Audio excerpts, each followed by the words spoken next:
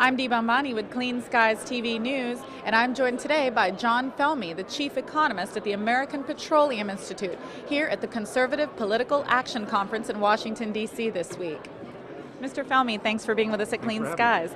Wanted to talk to you about your message today. You have a booth here at the conference. Can you talk a little bit about what message you're trying to convey? Our message is really simple. What we're saying is we can develop more oil and gas in this country. That would have the following benefits. We have increased government revenue, we've had increased jobs, and a reduced trade deficit. So it's a win-win-win proposition for the American public.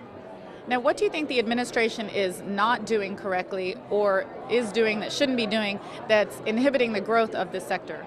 Well, what we've seen so far in this administration is a slowdown in all actions. And in particular, we're waiting for the next 5-year plan to come out.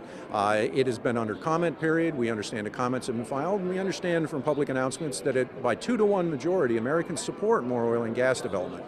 So we need to move forward in terms of implementing that plan and also continuing the existing plan. Are you here supporting any particular speakers? Are they talking about energy at all? We're here supporting the free market. We're here supporting policies that will help American consumers, American businesses, that will generate jobs and revenue at a time we really need it. Specifically, what direction, what do you think the administration is not doing correctly? What something you would correct specifically? Well, first of all, we saw an immediate slowdown in terms of leasing activity and so on, and we would like them to go back and revisit that. We'd also like them to move forward in terms of additional economic or environmental impact statements that are required before we can do new seismic work. We'd like them to move forward in terms of the next 5-year plan, because until we have the ability to be able to lease more resources, we can't develop them. Is that really a Republican or Democrat issue? It's not a political issue. We're a nonpartisan organization. We're just here to support developing resources for the American public. It's a win-win-win proposition in terms of jobs, in terms of revenue, and in terms of the trade deficit. Now, this is a conference that's largely attended by conservatives and Republicans. Are you planning to also set up a booth at a Democratic fundraiser? We'll set up booths anywhere that people will have us. We're in the business of trying to get the messages out to Americans to understand this is what we can do to help immediately. You know, the economy doesn't look very strong right now. Our statistics that we released this morning show that petroleum demand is considerably off, and that's a sign of a slowing economy. And so we really do need to move forward with things that will help the economy immediately. Demand and price for oil, gasoline is not going up? What we've seen is in January, for example, January total demand for petroleum was the lowest since January of 1998.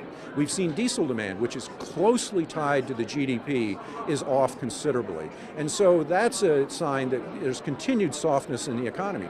We saw some bright signs in terms of the GDP in the fourth quarter, but it appears that it's softened this quarter. Now, are you talking to anyone in particular here at the conference, any of the heavy hitters, speakers? We're talking to everybody. We're trying to get our message out, so I'm here doing interviews with Radio Row, I'm doing interviews with various participants here. We're trying to basically get our message out any way we possibly can. Gas prices might be going up to about $3 a gallon. The administration is trying to wean us off of foreign oil, get us off of this gasoline. Is that not the correct path? Is it just so slow that are we just not doing anything right? The fundamental fact is the following. We have 250 million cars that don't plug in. So they're not going to be able to use the energy from solar, wind, and geothermal that everybody's talking about. It isn't until we develop some new technologies that we'll be able to reduce our oil use. We've got 250 million cars that are going to stay on the roads for 20 years, for example. And so we're going to need oil for the foreseeable future. Yes, we'll need new energy, and our companies are actually the largest investors in those new technologies. But we're going to continue to use oil, and so we might as well produce it here. And finally, you've heard some of the speakers here yesterday and possibly today. Are they talking about energy? Is that part of the agenda? Well, we've heard some discussion. Of course, it's an important agenda item along with all the other agenda items right now. And so we're just trying to add to that, energy is a jobs opportunity, and let's not forget it. I appreciate it. Thank you, Mr. Felmy, for being with us at Clean Skies.